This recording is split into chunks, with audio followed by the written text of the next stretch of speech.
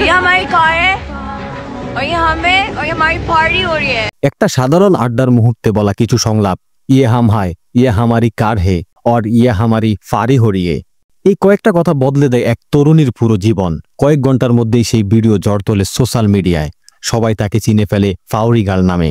সেই ভাইরাল মেয়েটি আজ পাকিস্তানের জনপ্রিয় অভিনেত্রী ও সোশ্যাল ইনফ্লুয়েন্সার। নাম তার দানানির মবিন। জন্ম 2001 সালে 27 ডিসেম্বর।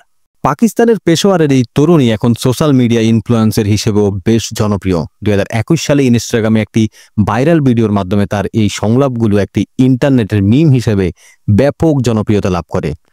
পাউরি হরিহে নামে এই ভিডিওটি শুধু পাকিস্তান নয়, ভারত সহ অন্যান্য দেশেও ঝড় তুলেছিল।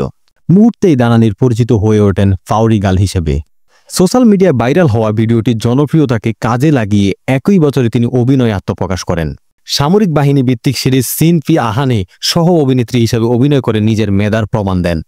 এই অভিনয়ের জন্য তিনি শ্রেষ্ঠ উদীয়মান প্রতিভার জন্য সম্মানজনক লাক্স স্টাইল অ্যাওয়ার্ডও জিতে নেন।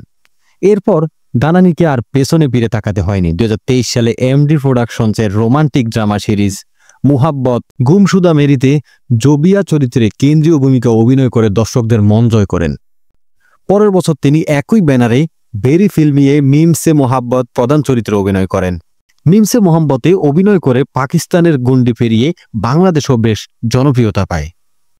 উল্লেখ্য, প্যাশন, মেকআপ থেকে শুরু করে মানসিক স্বাস্থ্য নানা বিষয়ে ভিডিও পোস্ট করে দানানির বর্তমানে একজন সফল সোশ্যাল ইনফ্লুয়েন্সার। পাউরি মন্তব্যের মাধ্যমে ভাইরাল হওয়া এই তরুণী খুব কম সময়ে নিজের অবস্থান মজবুত করে নিয়েছেন পাকিস্তানের শোবিজ অঙ্গনে।